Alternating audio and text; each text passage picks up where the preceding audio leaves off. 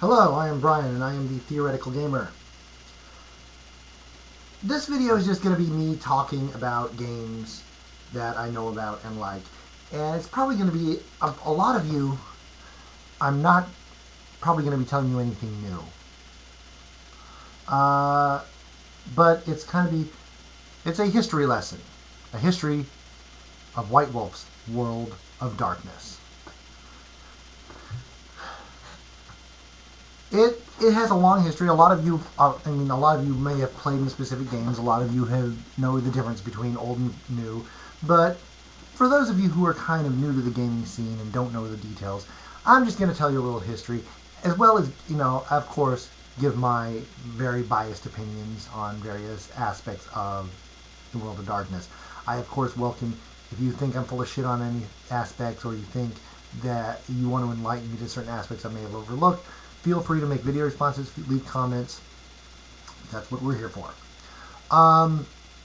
It all started. Any discussion of the World of Darkness always has to start with Vampire the Masquerade. Vampire the Masquerade started it all. There was nothing like it before. There wasn't. It was created by a man named Mark Ryan. Okay, first off, he spells his name with a bullet point. Now, as far as I'm aware, in the English language, there is no clear and concise rule on how to pronounce a bullet point. Now, many people will, just pronounce it as if it were a dash and say Mark Ryan Hagen. But my thought is that if he wanted it to be pronounced like a dash, he would have used a dash. So in lieu of any official word, I'm just going to use a sound. So Mark Ryan Hagen created Vampire the Masquerade. And I will say it straight up. Mark Ryan Hagen is a genius. He created something that had never existed before. And before, not just the creativity of the world, but the quality of the writing, the quality of the art, the production values. The book was a work of art, especially considered, nowadays, people are expected, if you're writing a game for publication, you're expected to put a lot of care into it. But if you go back to the early editions of D&D, the artwork, wasn't that good. The editing, it looked, you heard stories about stuff that was like done on mimeograph machines, and that was like, but still, now we have PDFs, so we don't need that. But Vampire really upped the bar, and Mark Ryan Hagen was a big part of that.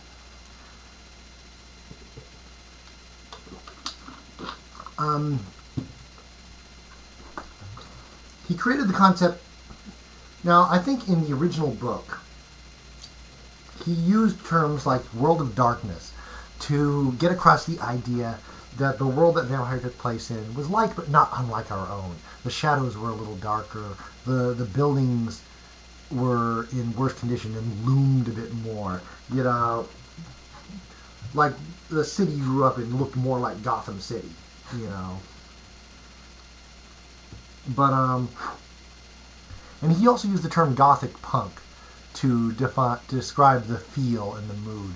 And the book went and talked about themes and moods, and it actually had things in it to help you determine that, you actually had things like nature and demeanor and a humanity score and willpower as a trait. Actual personality aspects that were clearly defined. And other games had that to a certain extent, but Vampire kind of codified it. So yeah. And then, after that, Mark Ryan Hagen didn't really do anything. He did a lot of great stuff, but he wasn't a big presence on the later White Wolf games. It was more like he came in, made Vampire, dropped his mic, got out of that bitch. He was done. And the rest of the White Wolf crew picked up the torch and moved on. And a lot of those White Wolf people were brilliant and fantastic and very good, but they were not Mark Ryan Hagen. The thing is, This was during the 90s, and there was a very strong anti-authoritarian vibe that went through a lot of those games and a lot of the attitudes of White Wolf. Mark Reinhagen, or Mark Reinhagen did not intentionally try to be all anti-authoritarian. He wanted to. He had a creative vision, and he presented that vision, and that was it. But you move on to the next game, Werewolf the Apocalypse. Now that game rocked on toast in many ways. Your werewolves were a munchkin's wet dream. They were combat death machines, right? And and which led to the inevitable arguments as, hell yeah, well they're better than vampires because they could rip a vampire to shreds. And like, well yeah, but vampires have these dominate powers and presence powers that can just turn you into a desperate to please little puppy.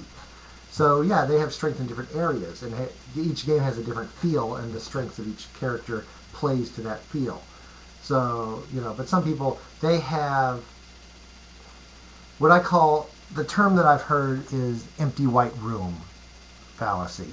The idea of that someone whose idea of game balance is a 50% chance of defeating your opponent in an empty white room. It doesn't take into account anything apart from that. And there are people who really think of game balance in those terms. Now the thing is, the people who weren't Mark Reinhagen created Werewolf the Apocalypse, and a lot of those were the same anti-authoritarian gothy types that were big fans of Vampire. And basically, the major villain in Werewolf the Apocalypse was effectively the same major villain from Captain Planet. It was a big corporation that wanted to destroy the world because we're evil. And there was a whole cosmology behind it involving like various, cosmic forces like the Weaver and the Wild and the Weird or whatever, or the Worm, I think. Whatever. I forget the details of it, but it was basically, there was a cosmology behind it. But what it came down to is you had a massive global corporation that was trying to destroy the world just because it wanted to. It wanted to corrupt and pollute and destroy the world just because it wanted to. That was its overall goal, was the destruction, the slow, poisonous destruction of the earth. And it was the 90s. Corporations could still do that, and, they didn't have, you wouldn't be all over on the internet the next day. So, the idea of that, so, like I said, that was the start of the anti-authoritarian streak that was all through the 90s in World of Darkness. Then, Mage the Ascension came out. Mage the Ascension, again, was very awesome in that it came up with an amazing way to create very powerful, but oftentimes limited to their speciality type mages, by having spheres that they could learn, and they could mix and match the spheres to create various effects.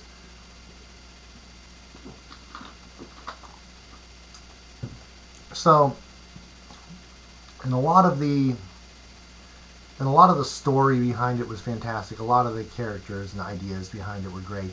But okay, two things that, and a lot of times, like I said, I'm a slow thinker. Sometimes it'll be like years, and things will percolate in the back of my head, and I'll come to a realization about things. And a lot of these things are things that it took me years to figure out. But it came to realize that Mage had even more of the anti-authoritarian streak than Werewolf. It was I think at some point science and technology kicked White Wolf's dog. Because they weren't just against the rich, powerful corporations now. They were against science and technology itself, like trying to lock us into a way of thinking and a way of believing this is how things happen. This was pre-Mythbusters. The idea of people doing scientific experiments with a childlike glee was like, no, they wear white coats and they're very sterile and they want the world to be as dry and boring as they are. That was the Werewolf's attitude. And they had like magical traditions. Some of them were very traditional. Some of them were a bit more modern and hipstery. And some were very gothy. And then you had the technocracy. Now, I first started to have my doubts about Mage the Ascension when I was living in Indiana, and I had a buddy who was also into Mage. And we sat down and talked about it one time, and he basically said that he could not run a traditions game in Mage the Ascension. He had to run a technocracy game because he couldn't bring himself to agree with or sympathize with the tradition's viewpoint. In his mind, the technocracy were the good guys, flat out. They may have been ruthless in their methods, but ultimately they were trying to help the greatest amount of people and put, technology in the hands of everyone. Whereas the traditions were trying to keep the power in the hands of the entitled few, i.e. them, and were basically, against any kind of progress. And my friend was very persuasive. It was hard to disagree with his logical arguments. He was a pretty smart guy. And it put the seed of doubt. It did. It's like... Then Wraith the Oblivion came out. They kind of abandoned their anti-authoritarian streak and decided to get back to what made vampire, the personal horror aspect. But again, I think that they kind of took Mark Hagen's vision and ran with it a little too far. And as awesome in many ways as Wraith the Oblivion was, in some you could really define it as misery porn. Let's see how depressing we can make it, and then make it more depressing. And then decide it's not depressing enough and make it even more depressing. You start off dead, and you're eventually going to be like doomed to either oblivion or maybe soul forged into an ashtray. And that's Wraith the Oblivion. Then Changeling the Dreaming came out. I was all over Changeling the Dreaming when it came out, but much like Mage the Ascension, I kind of saw the underlying problem of it at some point. The concept of Changeling the Dreaming was you are a fey creature that was reborn into a human world, and you see the magical, colorful, world that lives alongside it, and it's all about recapturing glamour and adventure and fairy tale excitement from the banality of the modern world. And I think that's the theme it wanted, right? A lot of people complained that it did not fit in with the other World of Darkness games. Well, first of all, it did more than Wraith. But I don't think it was really meant to. I think each game was originally meant to stand alone, and there were a lot of people who felt that they were entitled to have, they wanted it to be that. I've done a review of a game called Nightlife, where you have a bunch of different types of horror monsters living together, and you're expected to have a bunch of different, they're like different classes almost, and you're expected to have more than one type in a game. But whereas in these games, each game, even though there is crossover, I think they were originally expected to follow, if you play a vampire, you all play vampires. If you play a werewolf, all play werewolves. Of course, there was one guy who had to be the beautiful and unique snowflake. If you were playing a werewolf game, he wants to play a mage. If you're playing vampire, he wants to play a mage. He wants to play a mage in every game until you run a mage game. Because, sometimes you get, of course, sometimes you get the extreme cases where you're saying, I'm running mage, and then everyone comes to the table with some weird thing that's not a mage. There's not one mage in the group, because no one wants to be the boring guy, even though mages are the most powerful things in the game, potentially. That was a side note. Anyways, but to me, the underlying hypocrisy of Changeling the Dreaming is that it takes that anti-authoritarian streak all the way. It's not just big corporations. It's not just science and technology. It's everyday life is trying to defeat you. It's like, you have a score called banality, and that if you don't have grand adventure every day, your banality will sneak up on you. And to me, having grand adventure every day will be just as boring as um,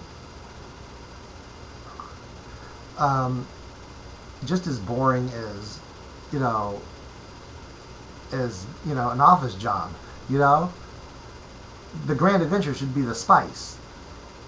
It's like Doctor Who.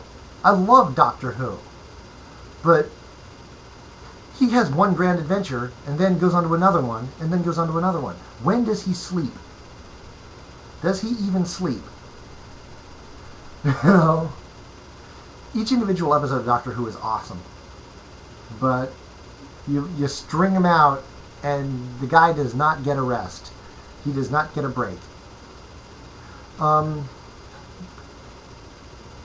So you get this kind. And to me, I have this imagine of going back in time and interviewing the developers of Changeling the Dreaming and saying, like, well, what's the theme of Changeling the Dreaming?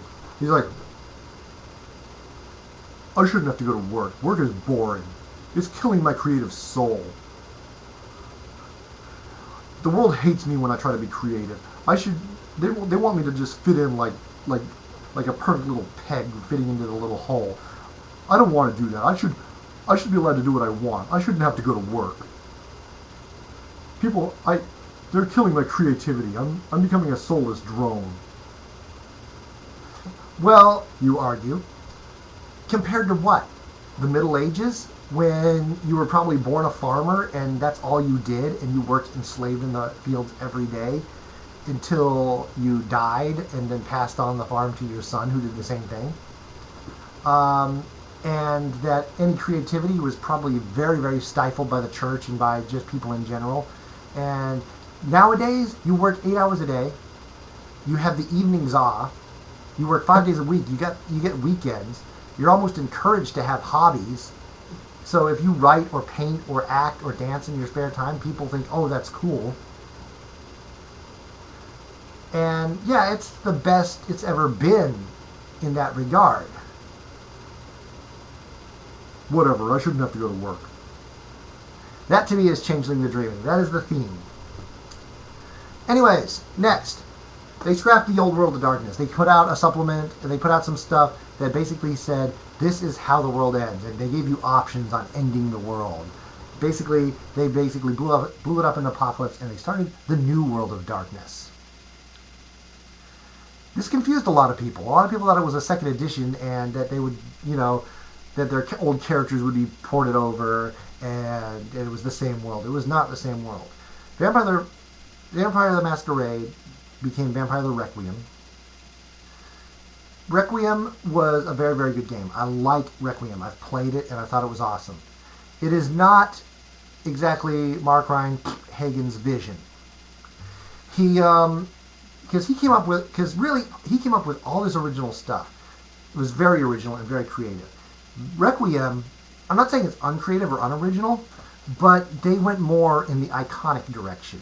The 5 clans of vampires represent the 5 iconic types of vampires that you would imagine. The seductive vampire, the scary monster vampire, the animalistic vampire, the secretive vampire, the lordly vampire. And they tried to avoid the meta plot that went all through the old World of Darkness, which a lot of people complained about. All in all, I think it was an improvement. A lot of people are very big fans of the old World of Darkness, and I can see why. It was very good. But I like the new one. I like the fact that they kind of took it and gave it more to the players. Werewolf the Forsaken. I have a copy. I've read it a little. I kind of got the basic idea. It didn't grab me, so I didn't get too much into it. It's less about. Again, they've matured past the knee-jerk anti-authoritarianism, so they're not fighting an evil big rich corporation. It's more like one mythology fighting another aspect of the mythology. It's all very spiritual. Mage the Awakening. A lot of people do not like the new cosmology behind it. One of the big problems with the old Mage the Ascension was, and a lot of this is a strength and a weakness. They had the whole concept of the game was paradigms. It was like if you were of one tradition, you believed in like the Gaia Earth Mother, life is everywhere, blah blah blah. And then you had other traditions that had different beliefs, and it was like, and it was like, so basically it was all personal reality. If you were a mage, you could make your view of reality. It was real to you, so therefore it was real. I mean, there were certain things that everyone in the world agreed on, like Dirk Gently said in Douglas Adams' book, Dirk Gently's Holistic Detective Agency. The light works, the gravity works. Everything else we have to take our chances with. Which was like that. And so it was a big war between the technocracy trying to make their paradigm ascendant over everyone in the world. But the negative side effect is that gamers tried to port it to every other game. Oh well, how does the changeling world affect how does their paradigm affect with other things, or how does oh well, mages are locked into the solid real world paradigm. They don't believe in and they basically mage became the ascendant cosmology. You would go on forums and that almost became the accepted thing that, oh yeah, well, mage is truth and everything else is just a specific paradigm within that. And the new Mage the Awakening has decided to move away from that. No, it is not me trying to enforce my vision of reality over everyone else's. Magic comes from a very specific source.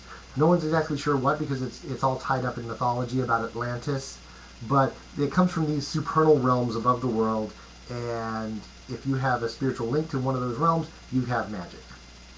And mechanically, it works very similar to the original. There's differences, but you've got the spheres, and you've got the different types of mages, and like I said, they tend to be iconic. You've got the enchanters, the necromancers, the warlocks. If they've gone more iconic than like Requiem did. Next game, Promethean. Basically, you play a Frankenstein monster who is on a journey to become human. I don't know much about it.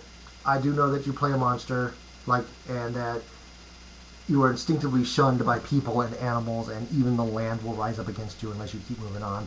So the end of every game ends with you walking down the road, like Bill Bixby at the end of The Hulk, like hitchhiking to the sad piano music. And but it does have the one problem I would have with it. I don't see how it would be a good game for like a one-on-one, one player, one game storyteller type thing. But I don't see it lending it that well to groups. Also, but I do like the idea that it's one of the few games that has a victory condition. You can, in the course of the game, become human and become a real boy, and you win. Interesting. Changeling the Lost. I could go on and on and on about how cool Changeling the Lost is. I think Samwise7 did a series of videos about it. I think it is my flat-out favorite of the New World of Darkness and the Old World of Darkness. It is the polar opposite of Changeling the Dreaming. They paint reality as something cool that you want to get back. You've been stolen away into this magical reality, which turns out to be rather horrifying, and now you just want to get back to reality, and you can't, because you can't go home again, and you've been changed. And there's a tragedy there, and there's themes of abuse and survival, and it's really, really awesome. And I can't praise it enough. There are people in the world, though, who will never know, because they're angry, prideful nerds who hated Dreaming. They hated Changeling the Dreaming, and because the new one is called Changeling, they will never read it. So they're like, no, the first one was stupid, this one will be stupid too. Yeah, but if you read it, you would know that it's not. And of course, that's not why they're never going to read it, because they don't want to be wrong. You've met guys like that. Changeling the Lost. Awesome, awesome, awesome. Okay, Hunter the Vigil. Very simple. Rules for playing hunters who hunt all these other things. Okay. I just don't like the idea of playing the hunters, because you've got this entire game line of games which are set up to make you identify with the monsters. Vampires are monstrous, but you feel bad for them and you identify them. Mages, they've got it tough. They've got power, but and they've got it easier than most of them. Changelings, they've got it bad. And all of a sudden, you play the people that kill these guys. And it's like someone on one of the forums said, it's like, someone on a forum, I don't know who, made a wonderful comparison that I think is very apt. It's like, it makes you feel like Senator Kelly in the X-Men. He's, you play the bigot who doesn't care about the humanity of the people he's killing. He just wants to kill them. And, and even if you don't run it that way, I guarantee you at least one person in your group will. He's going to play that guy who just, okay, yeah, like, there's the target, kill it. Like another vampire, yeah, kill it. So, Hunter, don't really care for it. I'm sure that a lot of you have had great Hunter games, and I'm sure they weren't like that. That's just my knee-jerk reaction. Geist the Sin Eaters. I have a copy. I flipped through it. I know the basics of it. You play a person who died and come back with some weird spirit attached to their soul, which brought them back to life, and now you have ghost powers. Like, you have powers over death. But I don't really get Geist. I don't really get what Geists are supposed to do. Maybe someone can explain it to me. Someone do a video about Geist. The newest one, Mummy. I looked at it. It seems awesome. It seems interesting. It seems fascinating. I don't know if I'd ever play it. I like it. It's but I love one of the concepts I like about it is it takes one of the most fundamental assumptions about role-playing games and turns it upside down. The assumption being is that you were going to start off at a certain power level and get more and more powerful as the game goes on. And Mummy is the opposite. It's like you wake up in your tomb because your cultists woke you up or because your tomb was robbed or whatever. And all of a sudden it's like, boom, I have power! And you are like godlike. You can twirl planets on your fingers. You can like call down meteor strikes. You can do all sorts of crazy ass shit. And you have the score called Second, which is your overall power, and it starts at 10. And then like one scene later, you roll, and if you don't make the roll, it goes down to 9. And then as you get lower, the time gets low. You get to stay at the lower levels even longer, but your power level is decreasing until finally at the end of the campaign, you're limping along, running on fumes, until eventually you basically get dragged back to your tomb to wait till the next time you're awakened. So that's your campaign. You basically getting weaker and weaker as the campaign progresses. And it's an interesting idea, and I wouldn't mind. I mean, like I said, if someone invited me to a game, I might join in. It's not one that I'd seek out a game. Anyways, that's the World of Darkness, the history thereof, and my bullshit opinions. And tell me if you want to hear more about any specific game. Tell me if you want if you want to make your comments and tell me that I'm full of shit. Talk to you later.